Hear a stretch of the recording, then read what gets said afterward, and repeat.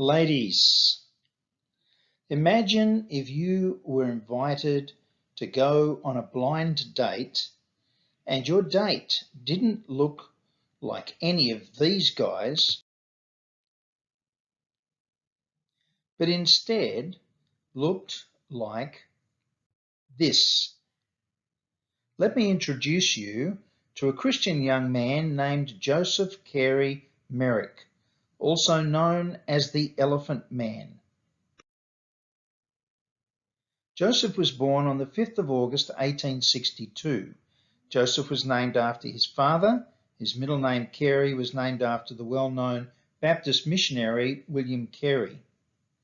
Joseph was born a normal-looking child until the age of 2, when he started to develop a bony growth on his forehead, a tumour on his upper lip, and lumpy skin. As a boy, Joseph would ask his mother, "Why is my face like this?" She explained that when she was pregnant, she was invited to an elephant parade when the circus was in town. She had never seen a real elephant before, so she agreed to go. She stood at the front of the crowd, waiting for the elephants to come. As the elephants got closer, the crowd behind her pushed forward to get a better look at the elephants.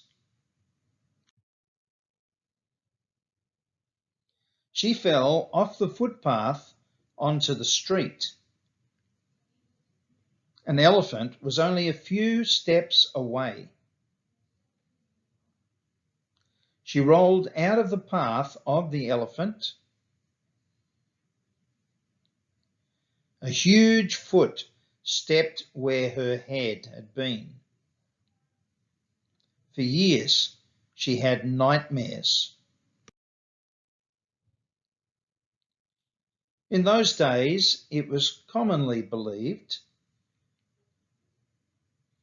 that if a pregnant woman suffered a shock, her baby would be born with a deformity that would bear a resemblance to the fright. He seemed to have the head bumps of an elephant.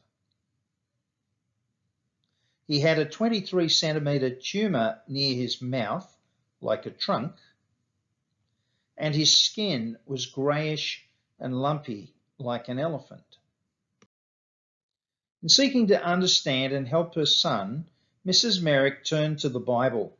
She gently taught Joseph about God's absolute control over the universe and his unfailing love. Joseph came to understand that his deformity was not just by chance, but that God had carefully planned and dictated all the details of his appearance before he was even born. "My substance was not hid from thee when I was made in secret and curiously wrought in the lowest parts of the earth." That's a metaphor for the womb. "Thine eyes did see my substance, yet being unperfect. And in thy book all my members were written, which in continuance were fashioned, when as yet there was none of them."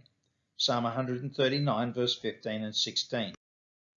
Joseph learned to see his deformities not as mistakes, but as marks of ownership, that he belonged to the Lord. What do you see as your deformities? God made you the way you are for a special purpose.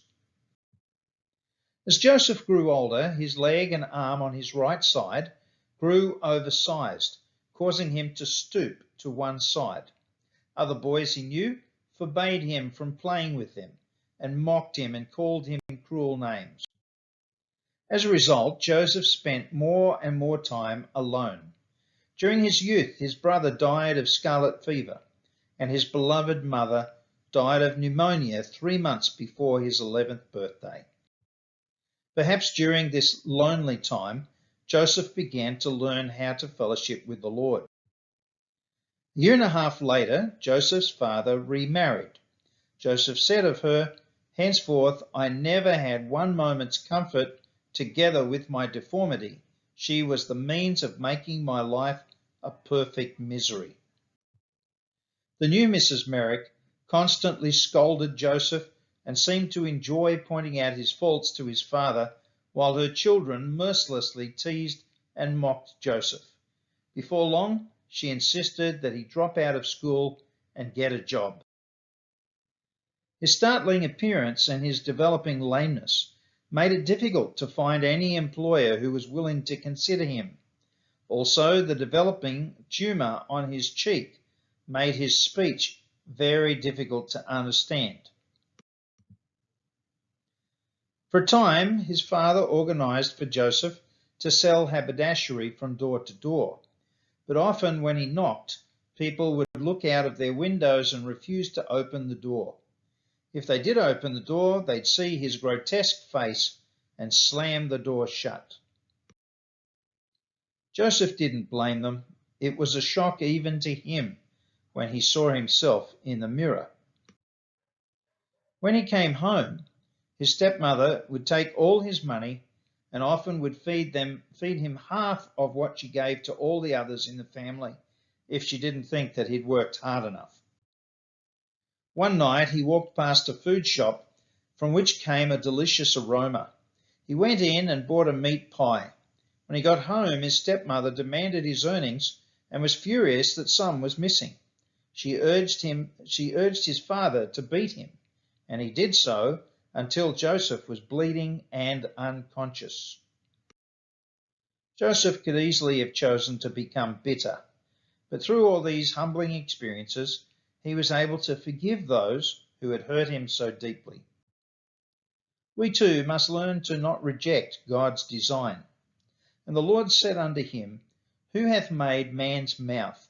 Or who maketh the dumb or deaf or the seeing or the blind? Have not I the Lord?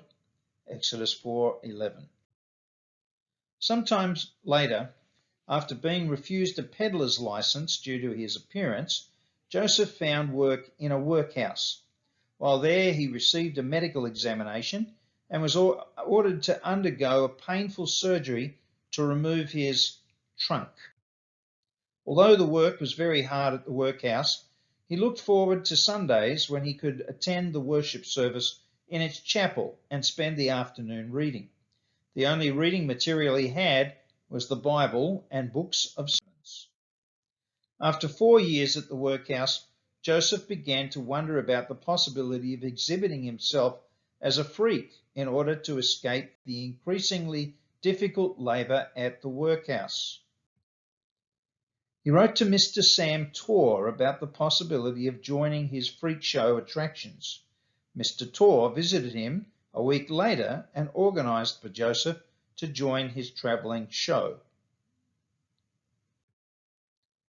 As it was too late in the year to begin the carnival circuit, Mr. Torr sent Joseph down to London so he could be exhibited there. While in London, Joseph was given a special disguise to help him make his way through the streets of London without causing attention to himself. But the strange-looking clothes attracted as much attention to Joseph as his deformities. At first, Joseph didn't like wearing the disguise, but then he realised it was a way of avoiding scaring or offending people. Joseph learned to show deference, even to those who ridiculed him.